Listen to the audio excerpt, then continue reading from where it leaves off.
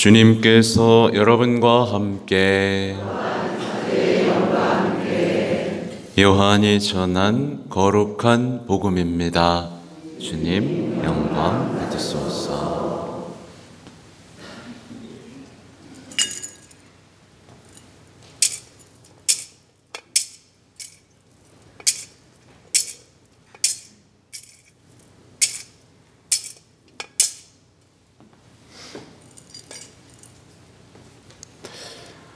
한처음에 말씀이 계셨다.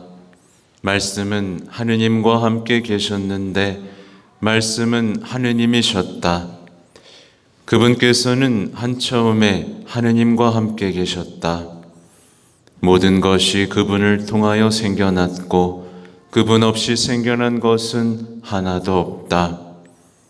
그분 안에 생명이 있었으니 그 생명은 사람들의 빛이었다. 그 빛이 어둠 속에서 비치고 있지만 어둠은 그를 깨닫지 못하였다.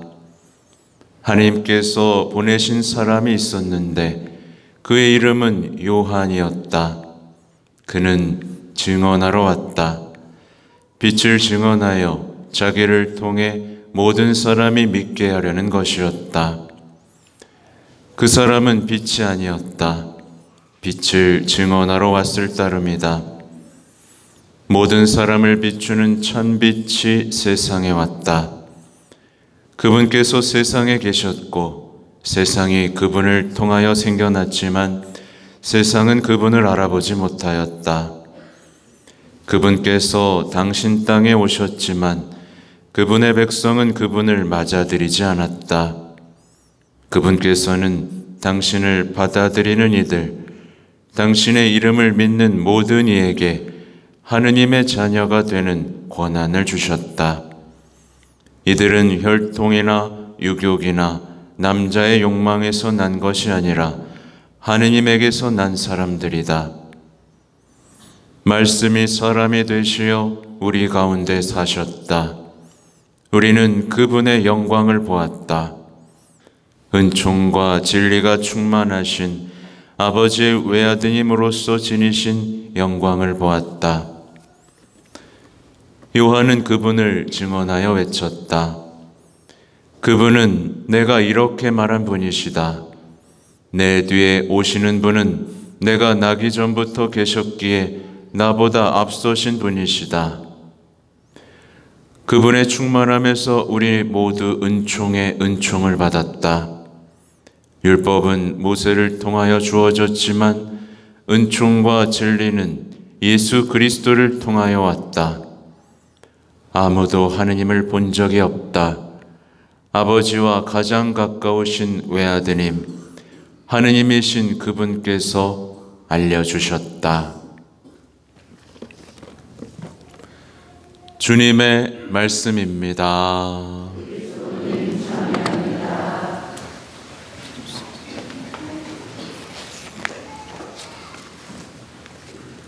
찬미 예수님. 네, 오늘은 그 어느 때보다 아이들이 칭얼거리는 소리가 잘 어울리는 미사입니다. 한 명이 해주고 있네요. 네, 우리 구유 앞에 있는데 당연히 아이가 칭얼거리고 울고 그죠? 그래야 하지 않겠습니까? 아무튼 아까 말씀드린 대로 이상하네요. 이번 성탄은 정말 기쁘기도 했는데 왜 이렇게 가슴이 메어지는지.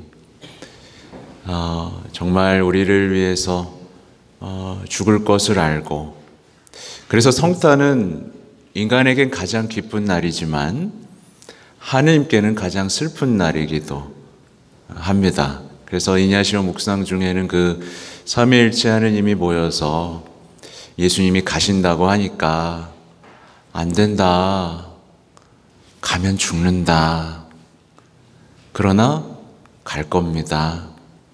그래서 모든 천사들이 그날 또 슬퍼했다고 또 하죠. 아무튼 그렇습니다. 오늘 말씀드리고 싶은 것은 많지만 이제 사실 주교님, 우리 교구장님이 전달하시는 우리 성탄 메시지가 있죠. 네, 뭐 같이 읽지는 않을 겁니다.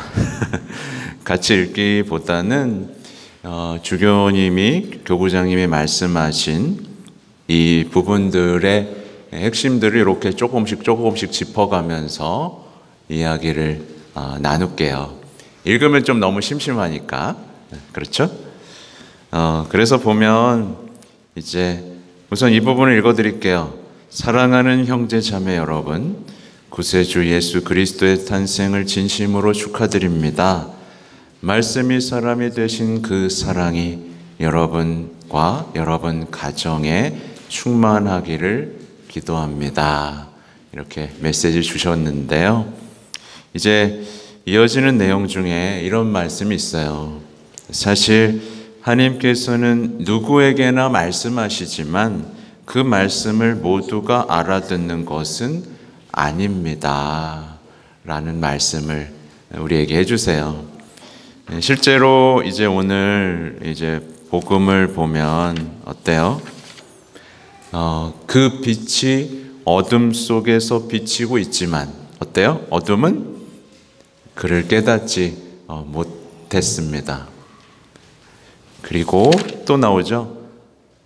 세상이 그분을 통해서 생겨났지만 세상은 그분을 알아보지 못하였다. 그분께서 땅에 오셨지만 그분의 백성은 그분을 맞아들이지 않았다.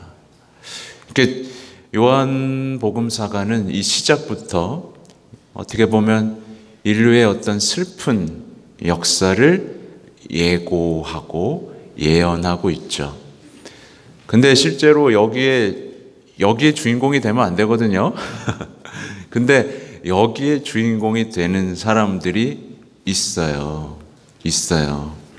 그래서 어젯밤에도 제가 말씀드렸죠. 빛이 왔습니다. 그렇죠, 여러분? 여러분의 모든 내면의 상처, 죄의 어둠, 모든 것들을 환하게 밝혀주고 치유해주고 변화시켜주고 흔들어 놓을 만한 바로 그분이 오셨어요. 근데 사람들이 나요, 안 나요? 안 나요. 못 나요. 그리고 그냥 뭐만 해요? 세상의 빛만 쫓아가요. 이 빛 보라고 이렇게 별도 크게 해놨는데 세상의 네온 사인들을 보고 스마트폰에서 나오는 빛을 향하며 그 죄의 어둠 속에서 비참하게 죽어가고 그렇게 비참한 상황 속에서 뭘 먹어야 돼요? 구유에 오신 예수님을 모셔야 되는데 온갖 먹거리들을 찾아다니며 스트레스를 해소하고 탐식, 만취, 심지어 이제 마약까지 먹어가며 인생을 죽여가고 있습니다. 많은 사람들이 예수님이 오시고 말씀을 남겨주셨는데 말씀을 선택하지 않고 자꾸만 악을 선택해요. 용서를 선택해야 되는데 자꾸만 미움을 스스로 반복해도 괜찮을 것 같아서 다시 말씀드려요. 여러분, 저절로 미워하게 되는 거 아닙니다. 저절로 화내게 되는 거 아니에요. 여러분이 어둠을 선택하는 거예요. 여러분이 예수님을 바라보고 빛을 선택하고 사랑을 선택하고 용서를 선택하고 희생을 선택해야 되는데 자기 자신에게 지나치게 몰두하면서 자꾸 미움을, 반대를, 상처를 스스로 선택하고 어둠으로 들어가는 겁니다. 네. 또 우리 교구장님께서는 하나님의 말씀을 듣고 그대로 실천한 목자들은 하나님의 말씀으로 가득 찬 이들이었습니다. 그들의 마음은 깨끗했고 또 참된 가난함을 지녔습니다. 이렇게 나오고 있어요. 그러니까 사실 참 놀랍죠, 여러분? 예수님이 오셨을 때 많은 사람들이 맞아들이지 않았지만 그리고 다 불편하다고 다 쫓아서 여기 왔지만 결국 예수님을 찾아왔던 사람들은 가난한, 그 당시 가장 어떻게 보면 외부인이었죠. 늘 양떼를 돌봐야 됐고 광야에서 지내야 돼서 사람들과 함께 섞이지 못하고 율법도 제대로 지키지 못했을 법한 그들이 바로 예수님을 맞아들였습니다. 그리고 나중에 사망도 나오겠지만 어떤 정말 인생의 진리와 빛을 찾던 그들이 모험을 떠나고 위험을 무릅쓰고 나서야 만난 분이 바로 예수님이었죠. 예. 그래서 이제 여러분에게 말씀드리고 싶은 것은 뭐예요? 온갖 것들에 휩싸여서 살지 마시라는 얘기죠. 자꾸만 지금 세상이 제시하는 삶의 방식 속에 묻어가다 보면 예수님이 오셔도 못 알아보게 됩니다. 계속해서 내 신앙을 지켜가고 내 마음을 지켜가고 마음이 깨끗하고 그분이 보여주신 가난함, 정결함, 순종 이런 것들에 내 마음을 쏟아부으면서 기다리고 바라보고 바라봐야 예수님을 맞으러 서둘러 달려갈 수 있는 그 목자의 믿음과 닮아가게 됩니다. 보면 이제 또 이런 얘기가 나와요. 목자들은 베들레헴으로 떠나면서 조급하고 불안한 마음으로 떠나지 않았습니다. 성경은 우리에게 이것을 목자들은 서둘러 가서 마리아와 요셉과 구유에 누운 아기를 찾아냈다고 전합니다. 우리의 바쁜 일상의 다급함과 목자들의 서두름은 차이를 지니고 있습니다. 마음의 다급함은 우리로 하여금 평화로운 마음을 빼앗아갑니다. 하지만 서둘러 떠났다는 의미는 목적을 향한 발걸음이며 기쁨에 가득 찬 움직임입니다. 이렇게 나오는데요. 사실 성당에 냉담하시거나 한두 번 빠지시는 분들의 마음에는 가장 큰 게 뭐가 있죠? 바쁨이 있습니다. 바쁨. 네. 학생들도 오랜만에 성당에 와서 이렇게 고백해요. 시험 때문에 못 나왔습니다. 아니죠. 시험 때문에 못 나온 게 아니라 이게 아니죠. 여러분 같으면 뭐라고 고백해야 되죠? 하느님이 아니라 성적을 선택했습니다. 이렇게 얘기해야죠. 그죠? 시험 때문에 못 나온 게 아니에요. 평소에 예수님을 사랑하는 마음, 약속을 지키고 싶은 마음, 신앙이 없었기 때문에 주님을 버린 거예요, 사실은. 그렇죠? 많은 분들이 어려워하는 게 뭐냐면 제일 어려워하는 게 바로 인간이 되어 오신 예수님과 사랑을 나누는 관계에 대한 막막함이에요.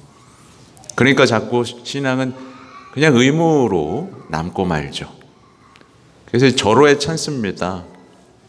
십자가에 못 박힌 예수님 좀 무섭죠? 하지만 아기 예수님으로 오신 예수님하고는 친해지기 쉬워요. 조금 더 친밀해요. 그래서 이 아기 예수님과 그 옆에 계신, 아니 보세요, 소들도 친해졌어요. 네, 나귀도 얘들은 알아봤어요. 네, 전설 아시죠? 이 소와 나귀가 예수님이 오신 걸 알아보고 떠나질 않았어요. 왜? 자신의 온기로 예수님을 따뜻하게 지켜드리려고.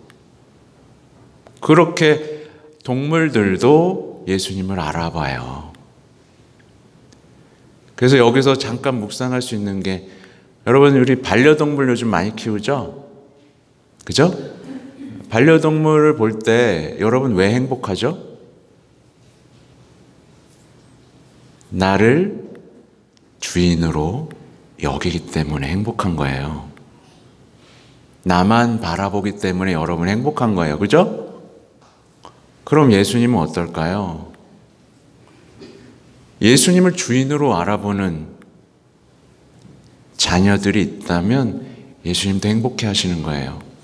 그렇게 우리의 일상은 하나님을 찾을 수 있는 여러 가지 힌트들이 주어져 있습니다. 여러분, 구유가 아름다우니까 행복하죠, 여러분? 별로 안 행복해요? 이렇게 앞에 성모님이 아름다운 모습으로 있고 제대 앞에 아름다운 모습으로 아기 예수님과 구유가 있으면 여러분 행복해지죠? 그러면 예수님이 또 어떠시겠어요? 여러분이 아름다워지면 행복해지는 거예요. 특히 여러분의 내면이 아름다워지면 이렇게 환하게 빛나는 거 보면 행복하잖아요. 밖에 네온사원이 반짝반짝, 요즘엔 그런 게 없어. 그래도 옛날에 저희 집 앞에 스탠드바가 있었는데요, 얼마나 요란하던지 조르르 조르르 조르르 이렇게 막 이렇게 그죠? 깜빡 그거 보면 행복해지지 않아요. 근데 이상하게 구유 앞에 와서 초를 보면 행복해집니다. 그러니까 우리가 빛나기를 바라시는 거고 우리가 아름다워지기를 바라시는 거예요. 너무 당연한 건데 우리는 이렇게 예수님이 우리를 마련하신 이 사랑과 따뜻한 신앙을 우린 너무 외면하고 살아요. 정말 속상했어요. 앞으로도 속상할 일이 많겠지만 정말 이렇게까지 설명해드리고 아름답게 제시하는데도 여러분 신앙 못 찾으면 여러분 안 돼요. 아셨죠? 네. 아무튼 바쁜 일상이 아니라 주님을 향하는 서두름이 여러분 일상에 중요한 일이 되셔야 됩니다. 그리고 오늘 강론 끝나면 세 분, 미카엘, 베드로, 요셉, 우리 형제님들 하느님의 자녀가 됩니다. 그래서 오늘 복음에도 나와요. 그분께서는 당신을 받아들이는 이들, 당신의 이름을 믿는 모든 이에게 하느님의 자녀가 되는 권한을 주셨다. 이 엄청난 겁니다, 여러분. 그래서 하늘에 계신 우리 아버지라고는 아무나 못하는 겁니다. 그리고 여러분이 하느님의 자녀가 됐다면 여러분은 걱정할 게 없어요. 이분은 아버지, 그냥 아버지가 아니거든요. 영원한 생명을 약속하시고 영원한 축복을 약속하시는, 약속을 한 번도 어긴 적이 없는 아버지시거든요. 그리고 하느님에게서 난 사람들, 곧 우리 세례받을 분들 분명히 기억하세요. 여러분이 다시 태어나는 겁니다. 그죠? 다시 태어나는 거예요. 근데 다시 태어날 때 중요한 분이 있어요. 바로 어머니입니다. 성모님을 통해 다시 태어나는 겁니다. 다시 태어날 때 우리는 서로를 형제로 알아볼 수 있게 됩니다. 다시 태어난 사람은 옆에 있는 사람을 형제로, 자매로 알아봐요. 그리고 예수님을 따릅니다. 그래서 미워할 시간이 없어요. 누군가 때문에 앙심을 품을 시간이 없습니다. 왜냐하면 그건 아버지가 가장 아파하시는 죄이기 때문이죠. 아무튼 오늘 모든 분들이 내가 세례받을 때 그날 무엇을 다짐했고 무엇을 선물 받았는지를 기억하며 오늘 모두의 이 세 분의 세례에 함께 해주시기 바랍니다. 아멘.